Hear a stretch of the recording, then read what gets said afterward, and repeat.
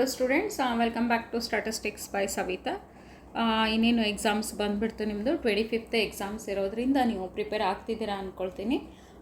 ಈಗ ನೀವು ಒಂದು ಫಾರ್ಮ್ ಫಿಲಪ್ ಮಾಡಿದರೆ ನಾನಲ್ಲಿ ನಿಮಗೆ ಮೇಲ್ ಐ ಡಿ ಅಂದರೆ ನಿಮ್ಮದು ಮೇಲ್ ಹಾಕಿಬಿಟ್ರೆ ಐ ಡಿ ಕೊಟ್ಟರೆ ನಾನು ಅದಕ್ಕೆ ನಿಮಗೆ ಅಲ್ಲಿ ಪಿ ಡಿ ಎಫ್ಸ್ ಇರೋದನ್ನು ಇಂಪಾರ್ಟೆಂಟ್ ಪಿ ಡಿ ಎಫ್ಸ್ನ ನಾನು ಅಲ್ಲಿ ನಿಮಗೆ ಸೆಂಡ್ ಮಾಡ್ತೀನಿ.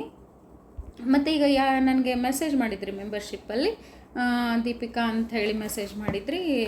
ಏನಂತಂದರೆ ಇದನ್ನು ಏನದು ಮೇಡಮ್ ಪಿ ಒ ಕ್ಯೂ ಕ್ವಶನ್ನ ಅಪ್ಲೋಡ್ ಮಾಡಿ ಮತ್ತು 5 ಮಾರ್ಕ್ಸು 10 ಮಾರ್ಕ್ಸ್ನ ಅಪ್ಲೋಡ್ ಮಾಡಿ ಅಂತ ಹೇಳಿಬಿಟ್ಟು ಈಗ ನಾನು ಪಿ ಒ ಕ್ಯೂ ಕ್ವಶನ್ಸ್ನ ಅಪ್ಲೋಡ್ ಮಾಡ್ತಾಯಿದ್ದೀನಿ. ಅಂದರೆ ಪಿ ಒ ಕ್ಯೂ ಕ್ವಶನ್ ಹೇಗೆ ಮಾಡೋದು ಅಂತ ಹೇಳಿಬಿಟ್ಟು 2 ಕಂಪಲ್ಸರಿ ಕ್ವಶನ್ ಆಗಿರೋದ್ರಿಂದ, ಅಂದರೆ 3 ಕಂಪಲ್ಸರಿ ಆ್ಯಕ್ಚುಲಿ. ನಿಮಗಲ್ಲಿ ಬಂದುಬಿಟ್ಟು first one linear programming problem ಇದೆ, ನಾರ್ಮಲ್ ಡಿಸ್ಟ್ರಿಬ್ಯೂಷನ್ ಇದೆ. ನಾರ್ಮಲ್ ಡಿಸ್ಟ್ರಿಬ್ಯೂಷನ್ ಸೆಕೆಂಡ್ ಒಂದು ಬಂದುಬಿಟ್ಟು ಲಾರ್ಜ್ ಸ್ಯಾಂಪಲ್ ಟೆಸ್ಟ್ ಅಥವಾ ಸ್ಮಾಲ್ ಸ್ಯಾಂಪಲ್ ಟೆಸ್ಟ್ ಇರುತ್ತೆ. Third question statistical quality control. Fourth question ಬಂದುಬಿಟ್ಟು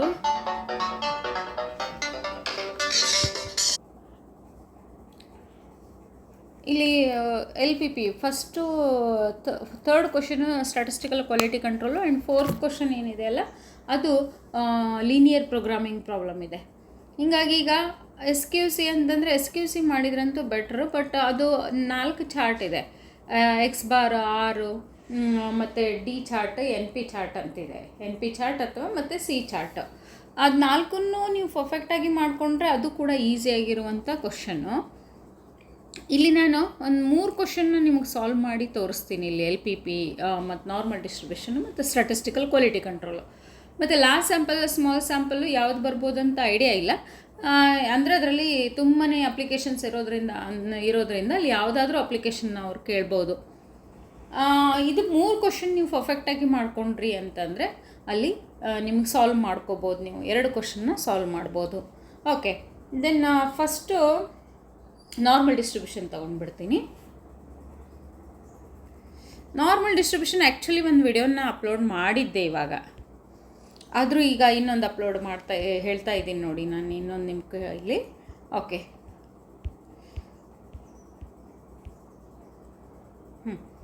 ಈಗ ಇದನ್ನೇ ತಗೊಳ್ಳೋಣ. Example 44th example. Monthly income of employees follow a normal distribution with a mean is ₹18,000 and a standard deviation ₹800. Find the percentage of employees with a monthly income that is less than 20,000 and the second one is lies between ₹16,000 and 17,000. okay,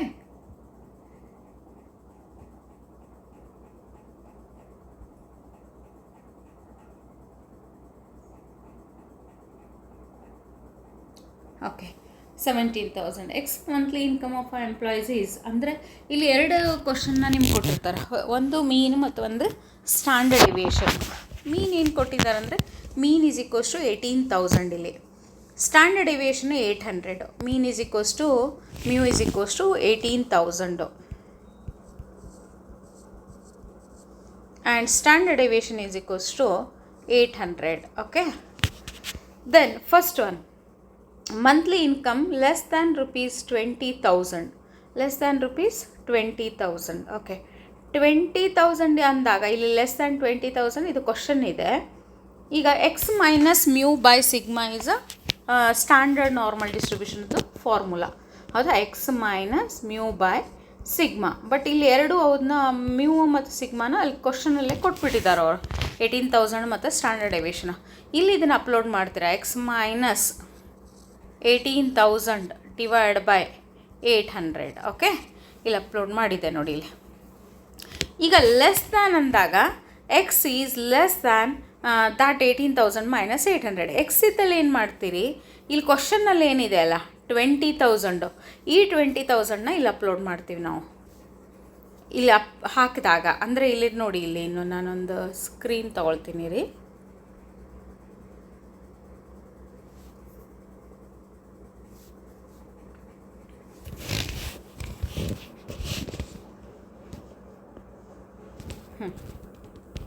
ಈಗ X minus mu by sigma, X minus 18,000 divided by 800. okay, ಇದು ಬೇರೆ. This one is 0, normality of 0 and 1. Then the first question is probability of monthly income less than 20,000. X is less than 20,000. You have to write it this one. Okay. Then probability of ಇದು X minus mu by sigma ಅಂದಾಗ ಜಡ್ ತೊಗೊಂಡ್ಬಿಡ್ರಿ. X ಇದ್ದಲ್ಲೇ ಜಡ್ ತೊಗೊಂಡ್ಬಿಟ್ಟು less than X ಇದ್ದಲ್ಲೇ 20,000 ಹಾಕ್ಬಿಡಿ. 20,000 minus 18,000 divided by 800. Okay. Probability of Z is less than 20,000 minus 18,000 is that is a 2,000. 2,000 divided by 800. That comes as a 2.5. Then area from Z to 2.5 less than ಅಂತಿದೆ ಅಲ್ಲ, ಇಲ್ಲಿ ನಾವು ಒಂದು normal curve ಹಾಕ್ಕೊಂಡಾಗ center is 0, this is positive and this one is a negative, this is positive and this one is a negative. It 2.5 positive, that is a 2.5. You have to write it. Less than side, less than means left side, more than means right side. Okay, less than ಅಂದಾಗ ಇಲ್ಲಿ left side ಬರುತ್ತೆ. ಈಗ 2.5 ಇದು ಹೌದಾ. 2.5 ಅಂದಾಗ ಇಲ್ಲಿ minus infinity to plus infinity. Less than ಅಂತ ಬಂದಾಗ ನೀವೇನು ಮಾಡಬೇಕು, ದ ಹೋಲ್ ಏರಿಯಾ ತೊಗೋಬೇಕು. 1 ಮೈನಸ್ 2.5ನ ನೋಡ್ತೀರಾ ಅಲ್ಲಿ ಎಲ್ಲಿ ಟೇಬಲಲ್ಲಿ 2.5 ನೋಡಿದಾಗ ನಿಮ್ಗೆ ಅಲ್ಲೊಂದು ವ್ಯಾಲ್ಯೂ ಸಿಗುತ್ತೆ. That is 0.9938. Okay. 2 in 5th column ನೋಡಿ, 2nd in 5th ಕಾಲಮ್ ನೋಡಿದಾಗ ನಿಮ್ಗೆ ಅಲ್ಲೊಂದು ವ್ಯಾಲ್ಯೂ ಸಿಗುತ್ತೆ. ದಟ್ ಈಸ್ ಯಾವಾಗಲೂ ನೀವು ಲೆಸ್ ದ್ಯಾನ್ ಬರುತ್ತಲ್ಲ, ಲೆಸ್ ದ್ಯಾನ್ ಅಂದರೆ ಯಾವುದೇ ವ್ಯಾಲ್ಯೂಯಿಂದ ಮೈನಸ್ ಇನ್ಫಿನಿಟಿವರೆಗೂ ವ್ಯಾಲ್ಯೂ ಇಲ್ಲ. 2.5 ಇಂದ ಇನ್ಫಿನಿಟಿ ಇರೋದ್ರಿಂದ ನಮಗೆ ಬೇಕಾಗಿರೋದು ಇದು 2.5 ಟು ಇದು ಮೈನಸ್ ಇನ್ಫಿನಿಟಿ ಟು 2.5. ಆದ್ದರಿಂದ ಇಲ್ಲೇನು ಮಾಡ್ತೀವಿ ನಾವು 1 ಮೈನಸ್ ಮಾಡ್ಕೊಳ್ತೀವಿ. ಯಾವುದೇ ಲೆಸ್ ದ್ಯಾನ್ ಬಂದಾಗ ನೀವು ಅಲ್ಲಿ ತೊಗೊಳ್ಬೇಕಾಗಿರೋದು 1 ಮೈನಸ್ ಅಂತ ತೊಗೊಳ್ಬೇಕು.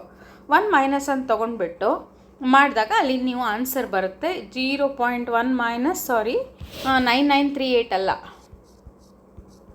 1 ಮೈನಸ್ 0.0062 ತೊಗೊಂಡಾಗ you are getting as a 0.9938.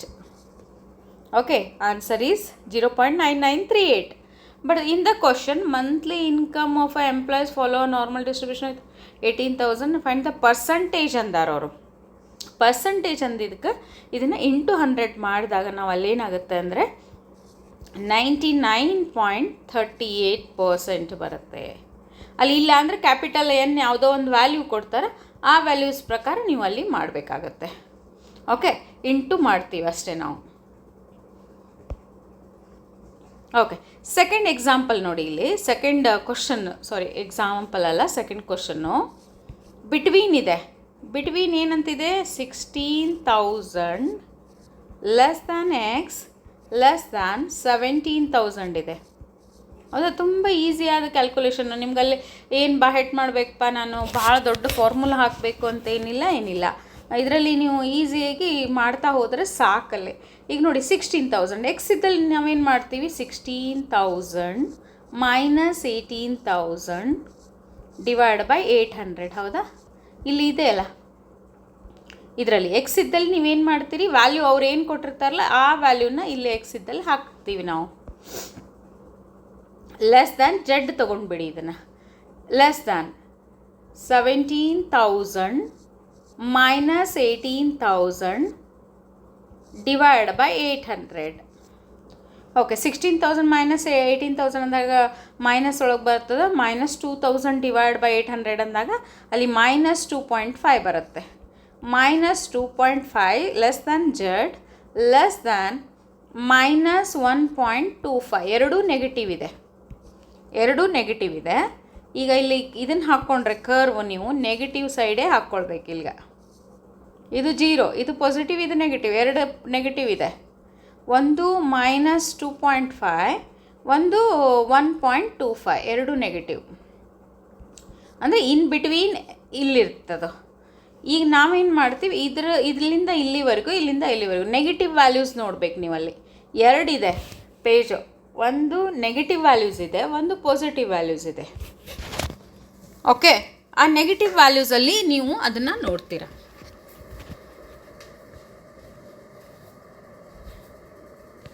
ಎಷ್ಟಿದೆ ಇಲ್ಲಿ? 0.9938 minus 0.8944. ಓಕೆ, ದೆನ್ ಆಫ್ಟರ್ ಮೈನಸ್ ಮಾಡಿಂದ 0.099994 ಈಸ್ ಅ ಆನ್ಸರ್. ಇದನ್ನು ಪರ್ಸೆಂಟೇಜ್ ಒಳಗೆ ಮಾಡಿದಾಗ ನಾವು 9.94% ಈಸ್ ಅ ಆನ್ಸರ್. ಓಕೆ, ಈ ರೀತಿಯಾದ ಕ್ವಶನ್ ಒಂದು ನಿಮಗೆ POQ ಅಲ್ಲಿ ಕಂಪಲ್ಸರಿಯಾಗಿ ಬರೋದ್ರಿಂದ ನೀವು ಇದನ್ನು ಮಾಡ್ತೀರಾ ಇಲ್ಲಿ. ಓಕೆ, ಈಗ LPP ಒಂದು ತೋರಿಸ್ಬಿಡ್ತೀನಿ.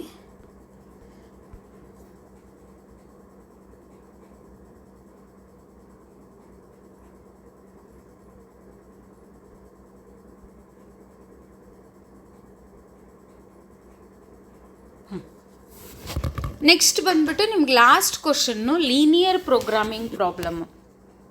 ಲೀನಿಯರ್ ಪ್ರೋಗ್ರಾಮಿಂಗ್ ಪ್ರಾಬ್ಲಮ್ನ ನೋಡಿ ಇಲ್ಲಿ, maximum z is equals to 3x plus 10y. ಹೌದಾ? ಹಿಂಗೆ ಕೊಟ್ಟಿರ್ತಾರ. Subject to the constraints x plus y is less than or equals to 4.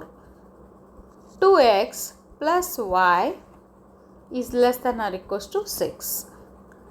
And x and y greater than or equals to 0. Okay, ಈಗ ನೋಡಿ, ಇದು question. ಈ ಕ್ವಶನನ್ನು next ನಾವು ಏನು ಮಾಡ್ತೀವಿ, ಸೊಲ್ಯೂಷನ್ ಪಾರ್ಟ್ ಮಾಡೋಣ.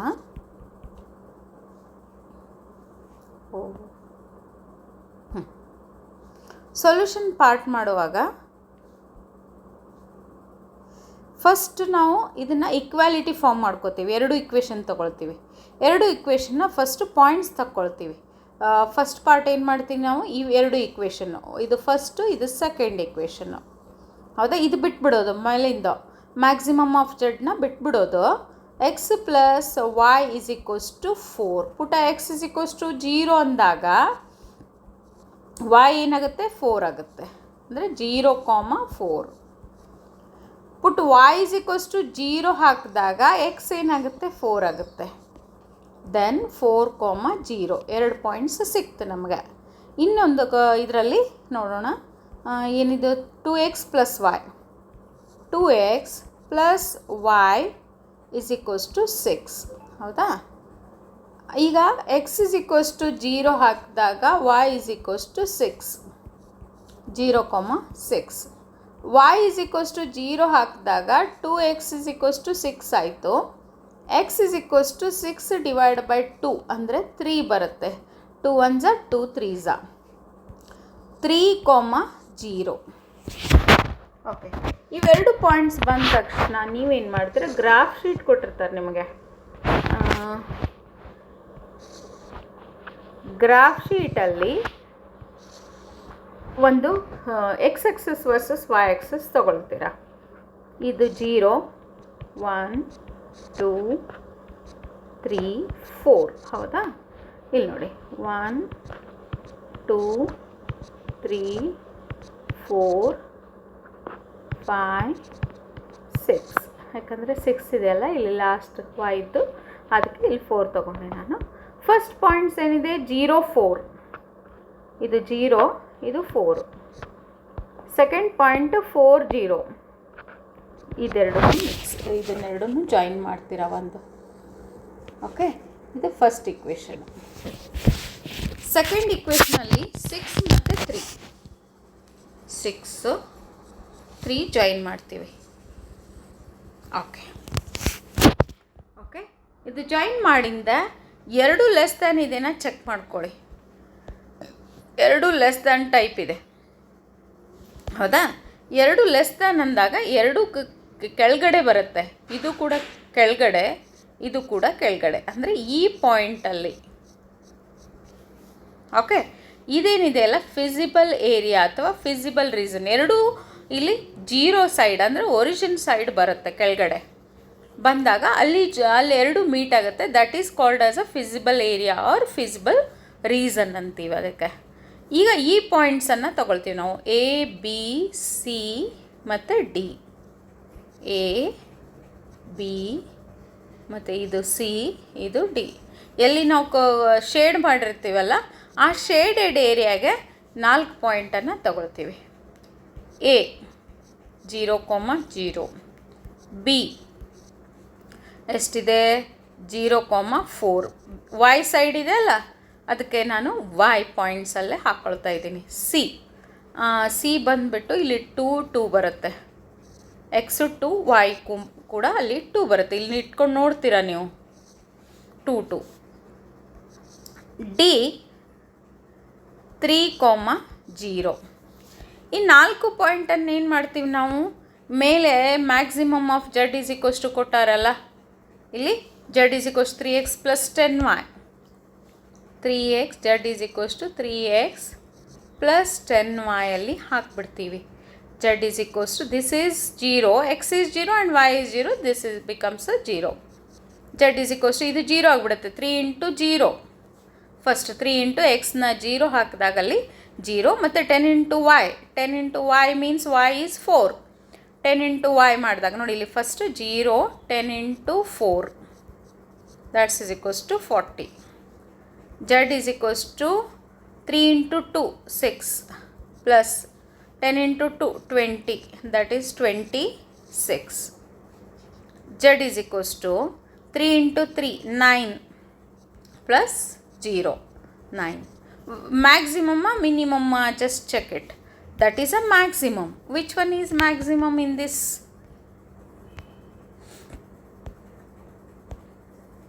Forty is a maximum. 40 is a maximum.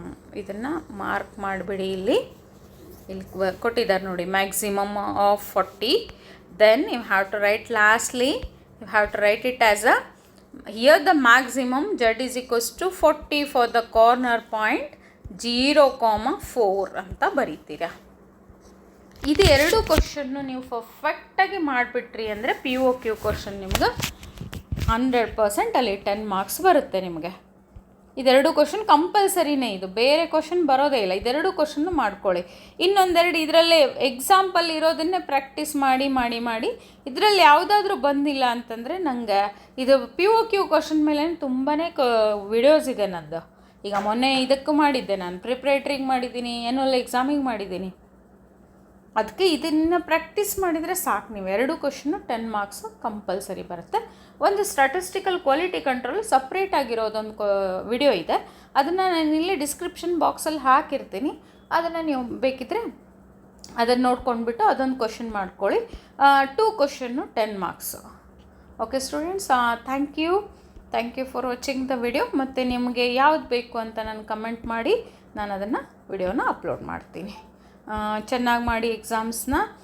But ಇದರಲ್ಲಿ ಯಾವುದು ಬರೋದಿಲ್ಲ ನೀವು ಫಸ್ಟ್ ಕಮೆಂಟ್ ಮಾಡಿ, ಒಂದು 2 ಡೇಸಲ್ಲೇ ನಾನು ನಿಮಗೆ ಅಪ್ಲೋಡ್ ಮಾಡ್ತೀನಂತ.